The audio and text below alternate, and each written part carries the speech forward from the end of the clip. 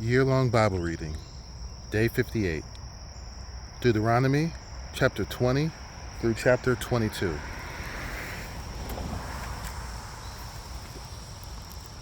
Chapter 20.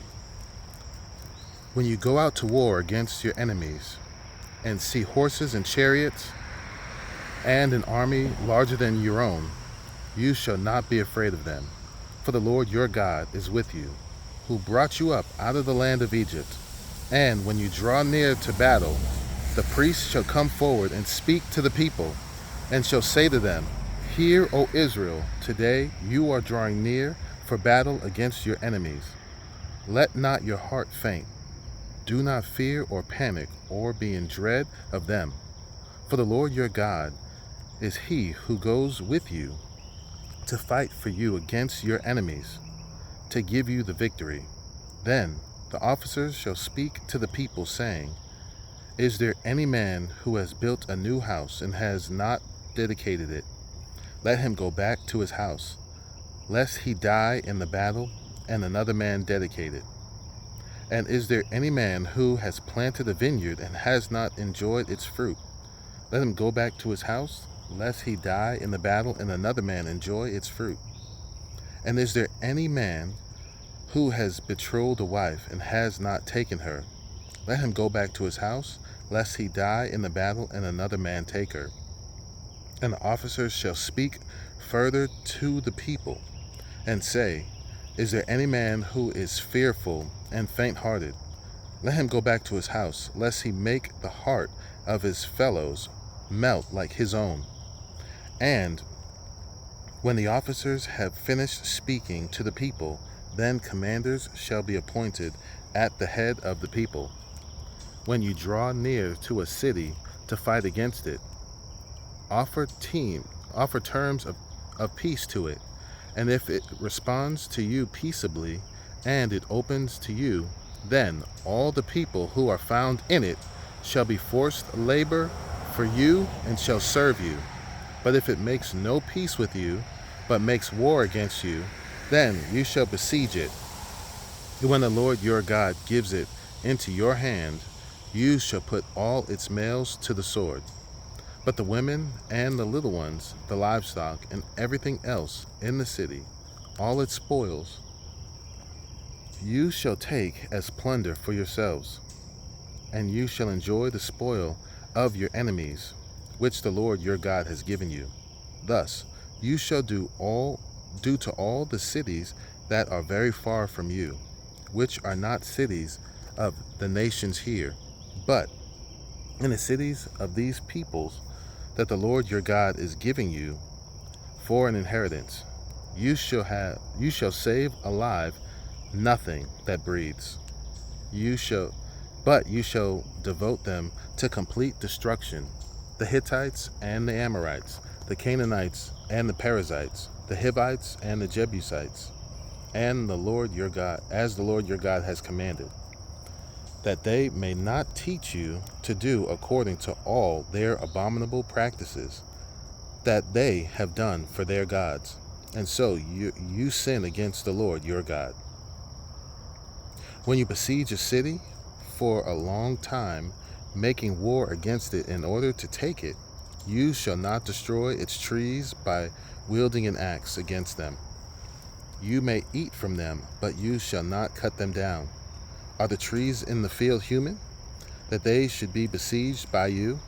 Only the trees that you know are not trees for food, you may destroy and cut down, and you may build siege works against the city that makes war against you until it falls. Chapter 21. If in the land that the Lord your God is giving you to possess someone is slain, lying in the open country, and it is not known who killed him, then your elders and your judges shall come out, and they shall measure the distance to the surrounding cities. And the elders of the city that is nearest to the slain man shall take a heifer that has never been worked and has not pulled a yoke. And the elders of the city shall bring the heifer down to a valley with running water, which is neither plowed nor sown, and shall break the heifer's neck there in the valley. Then the priests, the sons of Levi, shall come forward, for the Lord your God has chosen them to minister to him and to bless in the name of the Lord. And by their word every dispute and every assault shall be settled. And all the elders of that city nearest to the slain man shall wash their hands over the heifer whose neck was broken in the valley, and they shall testify, our hands did not shed this blood, nor did our eyes see it shed, except atonement, O Lord, for your people Israel, whom you have redeemed. And do not set the guilt of innocent blood in the midst of your people Israel, so that their blood guilt be atoned for. So you shall purge the guilt of innocent blood from your midst, when you do what is right in the sight of the Lord. When you go out to war against your enemies, and the Lord your God gives them into your hand, and you take them captive, and you see among the captives a beautiful woman, and you desire to take her to be your wife, and you bring her home to your house, she shall shave her head and pare her nails, and she shall take off the clothes in which she was captured, and shall remain in your house and lament her father and her mother a full month. After that you may go in to her and be her husband, and she shall be your wife. But if you no longer delight in her, you shall let her go where she wants. But you shall not sell her for money, nor shall you treat her as a slave, since you have humiliated her.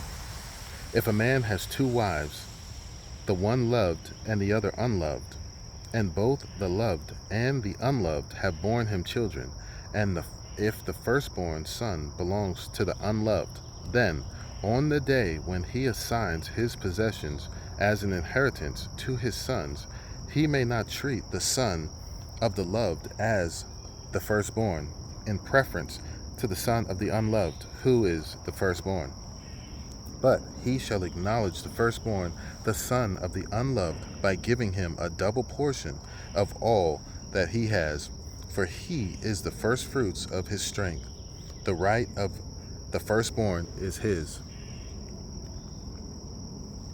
If a man has a stubborn and rebellious son who will not obey the voice of his father or the voice of his mother, and though they discipline him, will not listen to them, then his father and his mother shall take hold of him and bring him out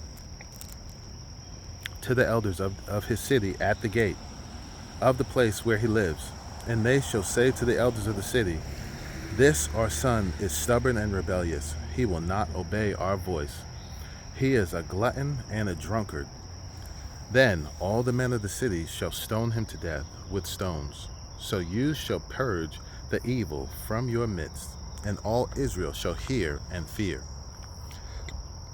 And if a man has committed a crime punishable by death, and he is put to death, and you hang him on a tree, his body shall not remain all night on the tree, but you shall bury him the same day, for a hanging man is cursed by God.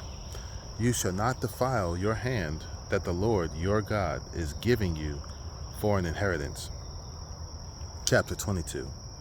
You shall not see your brother's ox or his sheep going astray and ignore them. You shall take them back to your brother. And if he does not live near you, and you do not know who he is, you shall bring it home to your house, and it shall stay with you until your brother seeks it.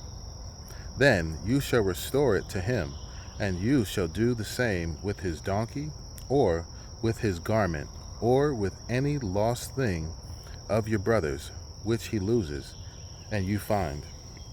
You may not ignore it. You shall not see your brother's donkey or his ox fallen down by the way and ignore them. You shall help him to lift them up again. A woman shall not wear a man's garment, nor shall a man put on a woman's cloak. For whoever does these things is an abomination to the Lord your God. If you come across a bird's nest in any tree or on the ground with young ones or eggs, and the mother sitting on the young or on the eggs, you shall not take the mother with the young. You shall let the mother go, but the young you may take for yourself, that it may go well with you, and that you may live long. When you build a new house, you shall make a parapet for your roof, that you may not bring the guilt of blood upon your house, if anyone should fall from it. You shall not sow your vineyard with two kinds of seed, lest the whole yield be forfeited, the crop that you have sown and the yield of the vineyard. You shall not plow with an ox and a donkey together. You shall not wear cloth of wool and linen mixed together. You shall make yourself tassels on the four corners of your garment with which you cover yourself. If any man takes a wife and goes in to her and then hates her and accuses her of misconduct and brings a bad name upon her, saying, I took this woman, and when I came near her, I did not find in her evidence of virginity, then the father of the young woman and her mother shall take and bring out the evidence of her virginity to the elders of the city in the gate. And the father of the young woman shall say to the elders, I gave my daughter to this man to marry, and he hates her, and behold, he has accused her of misconduct, saying, I did not find in your daughter evidence of virginity, and yet this is the evidence of my daughter's virginity. And they shall spread the cloak before the elders of the city. Then the elders of that city shall take the man and whip him, and they shall fine him 100 shekels of silver, and give them to the father of the young woman, because he has brought a bad name upon a virgin of Israel. And she shall be his wife. He may not divorce her all his days.